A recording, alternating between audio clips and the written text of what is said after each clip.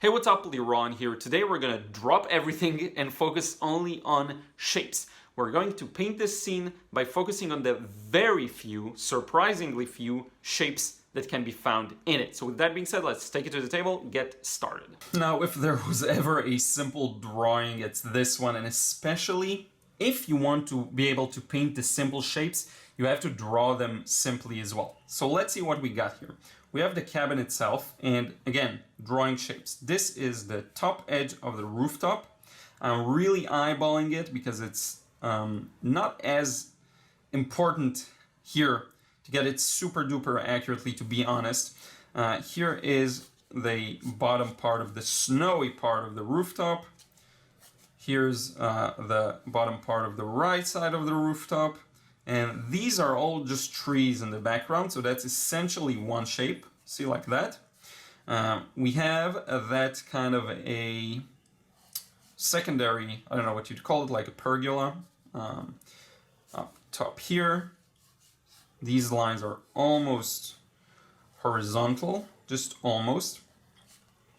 We have another shape, a little darker under all of that, which is for the porch. Couple of lines here, tree coming from this side, bit of a snow or ice going around here, another snowy side rooftop or whatever, it goes like that, snow, tree, all of this is dark. Okay, so all of this is essentially one shape like that, and we are done with the drawing. Again, if you want to draw a simple, super simple, if you want to paint a super simple rendition of shapes, you have to go simple with the drawing as well. I know this looks like nothing almost, but it will turn into something, okay? Now, for the first layer, all we're going to do is glaze the whole thing except for two things here. I want to keep the skylight, and I want to keep the parts of the snow that are white, which is basically all of this area. So we're going to paint everything but them. So let me rearrange some stuff, we'll get started. So I'm starting to mix a light cool value, okay, and we're gonna do a thin glaze for everything but the things I told you about. For this, actually, the leftovers in the palette are perfect. You see, I'm just using them, and I'm just gonna get started, and we'll cover everything up but the things I mentioned, okay? So this is as simple as it gets, really. So I'm gonna go around this rooftop here, like so, you see? Around the sky that are gonna be left fairly light, like that. Some trees. If you can do that kind of an interpretational work, your work will really benefit from it, okay? It just makes everything easier. You see the shapes more clearly, you can read everything more clearly. Here we have this kind of a thing going on. This is in the shadow already. This is in the shadow. We do have a couple of light areas here as well that I don't want to touch, so it's something like that on this rooftop. Like so. The rest is gonna be that same value like I did for the rest of the areas. So we're just gonna cover the whole thing up like that. All of this is darker, okay? Aside from these two small highlights that we left, everything else can be darkened. And here we have the opportunity, if you want to have some edge variation. First, we have more of that tree over here, but you can also blend some edges if you want them to be a little looser. You just come back with a bit of water, blur the edge. This is it for the first wash, okay? Everything but these shapes. Next up, we'll start placing in the abstract shapes I've been really wanting to share with you. So let's let this dry and then come back. So with that, the hardest part is done, believe it or not. This is a kind of a reverse painting, I think. Starts a little more with you needing to pay attention and then gets a little easier. But there are some things to solve. So let's look at the whole thing now. The snow here at the bottom is fairly light. This is gonna stay as it is right now, okay? The only thing that's darker are the trees and these different shapes within the cabin. But in the trees, we also have some highlights that are as light as the snow at the bottom. So we need to do some negative painting here as well. I'm gonna start mixing here a blue, perhaps just burnt sienna, you know, let's forget about all the yellows and all of that. And I'm not gonna push this to be too dark, okay? I'm gonna keep this still fairly light. The whole, this entire painting isn't gonna be too dark. And I'm just gonna get started by rendering the trees, the largest shape that's left for us to paint, okay? So, a bit of darkness, but then we have a couple of branches that have snow on them. So I'm gonna leave those light, okay? That's all there is to it. And I'm gonna continue this way, all the way to all of the background, okay? And it's kind of random. It's some spots you have to disconnect from patterns. It's something I talk about a lot. If you want to paint things in a realistic, convincing manner, you have to sometimes let go of patterns and really try hard to keep things random. It's not always easy, but it's something you learn with time and with experience. So here we go, just the trees. And as long as you follow the shapes you see, you'll be safe. I know it's scary sometimes, you're afraid to mess up the wash, or the previous wash looks really good and then you don't want to mess it up. Trust me, as long as you just fill in the shapes you see, you'll be fine. So here, what's the shape I see? This is the edge of the tree line. Goes around this rooftop, that's a little lighter, you see? And here, this stump just continues to the bottom. And then this goes around here, around there. And this actually gets into a different shape. So I'm not gonna touch that for now because it's slightly darker. And then I can continue with this top section here. You see how I'm rendering just a couple of trees to create that feeling of forest, beautiful snowy forest. Going around this part that's lighter. You see how this part of the rooftop is lighter because it's snow, but it's in the shadow, so it's not as light as the paper white, let's say. We have this tree here. Try not to lose that blurry edge, so I'm gonna avoid some of it. And then paint around the shape of the tree here. You see, it's a very, very random process in many ways. Just rendering the details you see. Same goes for this tree, leaving those highlights between the tree branches for snowy areas. Now, if you want to keep the balance going, maybe choose a section to fill in completely so that the viewer isn't going crazy with all of these small highlights, you know.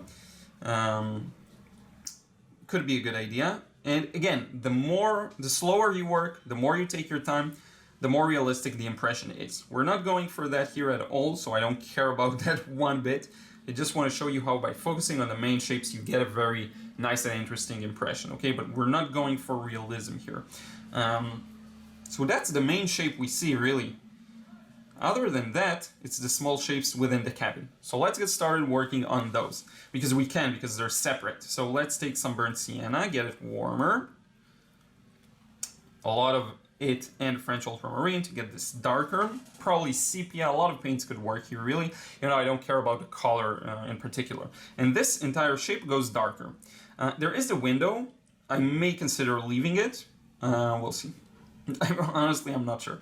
You know what, let's leave it. It's gonna be somewhere around here. I didn't even draw it, as you can tell. And then it goes around this. And it's okay to slow down here and take your time. You know, you don't have to work fast.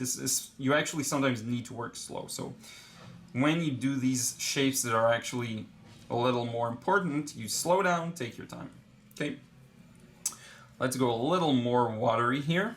Just a bit towards the bottom section. It's a little lighter. Fill in the shape, just like a coloring book, really, it's the same thing. You got the window in, let's straighten the left edge of the window a bit. You can add some details to it, I'm just gonna leave it for now like that. And that's that for this shape. Now notice on the left, you have a shape that's a little darker as well for the shadow under the rooftop. It touches the trees. I'm fine with that because it's much darker, so it won't blend too badly into it. See, like that. Under this section, same thing goes. You have a darker shape, but leave those highlights for the little icicles, see, coming from the roof, like so. There's a few highlights for the icicles here as well. And whenever you paint like that, just focusing on a large abstract shapes, you will get an impression that's fairly loose, so it will look best from a couple of feet away from the painting itself. Okay, so don't worry if it looks like a big mess when you look at it up close. That's just a part of it, really. And it's a fun look. I actually enjoy working this way. So now we have a bit of a complex shape here around this piece of ice, like so. I'm leaving this very small highlight for the parts that hold this structure, actually, the tree parts, like that. We have this one that's fairly prominent. We have another one that's fairly prominent. The rest can be filled in. Negative paint around the tree branches, like so. You see, get the shape of the tree branches in by painting negatively around them. And then we have a gap and a fence. It's a very low-hanging kind of a fence, so that goes here and there, like so. And believe it or not, that's pretty much it. That's all you need here, you see. What we can do is just add a couple of small details within the shadow, keep them within the snow, sorry. Keep it still fairly light, okay? So what do we see here? Just a bit of these kinds of, I actually want to make them more blue, even more blue. And just put in a couple of, you see there's a bit of details there. Honestly, not much really. I'm trying not to put in too much here. There's a bit of that here, like so. The icicles are, some of them a little darker. Bit of shadows here.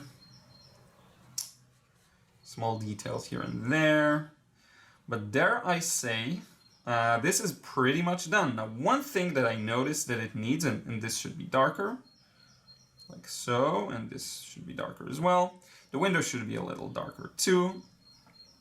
One thing I will say, I think it still needs, is just a couple of dark touches in the trees around it. So what I'm gonna do is let it dry and then do that, okay? Just add a couple of dark touches between the snowy parts of the trees. And here, if you want to get this nice little light and shadow effects, you just use a bit of a dry brush to get some texture on the snow, okay? But aside from that, again, we're gonna let it dry, come back with a few dark spots, and then wrap it up. Now here we go, this is fully dry. A couple of things to have in mind when you start reaching this stage of the painting. Keep the composition in mind, overall composition. Where do you want to put emphasis? What area do you want to make the viewer look at more and longer? And based on that, add those dark shadows like we're gonna do now. So, if you notice, even the reference photo, let me see where I opened it, the left section is the closest to us again, is the one where you see a lot of these dark values, okay? So you want to focus on that, and the farther you go, maybe be a little more gentle with these, okay? So I'm gonna get started. I actually see a bit of a shadow under this tree here. Let me make this a little lighter. Under this tree here, like so. And around the tree stump, okay? That's really important because that'll bring it out. And then, if you look under the snowy sections, you get a bit more of these shadows in. So I'm just laying in some abstract-y patterns of light and shadow by placing in those darks, okay? And having them the most prominent on the left section of the painting. Then the more we go to the right, the more I'm gonna keep them to a minimum, okay? So just a bit of touches here and there, see? We barely need anything. And this actually reads well from afar. As I mentioned, you'll have to sometimes with these pieces take a few steps back for them to read really well, which I'm happy to do. I'm glad to do that. I love these types of scenes that work best from afar. But you see how adding these different lines to both sides of the tree really brings it to life, like so. And here I'm going to just let that part stay kind of where it is, okay? Not too many details. Now let's just see if necessary, if we need to add a couple of details within the shadows. I don't think so, really. Maybe just a couple of the wooden planks pattern, so something like that. Just a bit of it. Perhaps a bit of a darker shadow here, up top. A bit of it here too, but I don't want to kill off the light completely here, honestly, which I tend to do all the time, so I'm going to keep this to a minimum. A bit of details within the window, let's go for that. And this should be in the shadow. But I think with that we're done. I actually like the impression created here. Fairly loose, again, it's not hyper-realistic in any way, but if you really look at it and compare it to the reference photo, you'll see that our values are pretty on point and pretty accurate. So I'm really happy with that, and you saw the drawing. Just triangle, rectangle, that's what you want to go for with these, and if you can focus on that, you'll get a great result and you'll enjoy it. It allows you for some freedom within large and clear washes. And with that, I'm actually going to remove the tape, because I'm always told remove the tape, don't forget to remove the tape. So let's do that and just see if we have a nice frame here that enhances the look. The paper isn't the best actually, so it may tear a bit of it, but here we go. Final result. Snowy, nice cabin, really fun. If you can focus on larger shapes, that's really a plus. With that, let's wrap it up. So as you can see, really simple if you can let go of what's there and look at just the triangle and the rectangle and the large shape that is the surrounding areas. And the slower you go, the more you take your time, the more you try and match the value, the more accurate of a result you'll get. But you can also do this kind of a thing and focus on creating something that from afar has the impression of the subject matter. So I hope you enjoyed this one. Don't forget to drop a like if you have, and also subscribe if you still haven't. Be sure to also check out my frustration-free watercolor course in the description box below to learn how to simplify a scene and paint it very in a way that makes it easier and more fun, actually. Okay, so now we're gonna wrap it up, and I will talk to you again in the next vid real soon.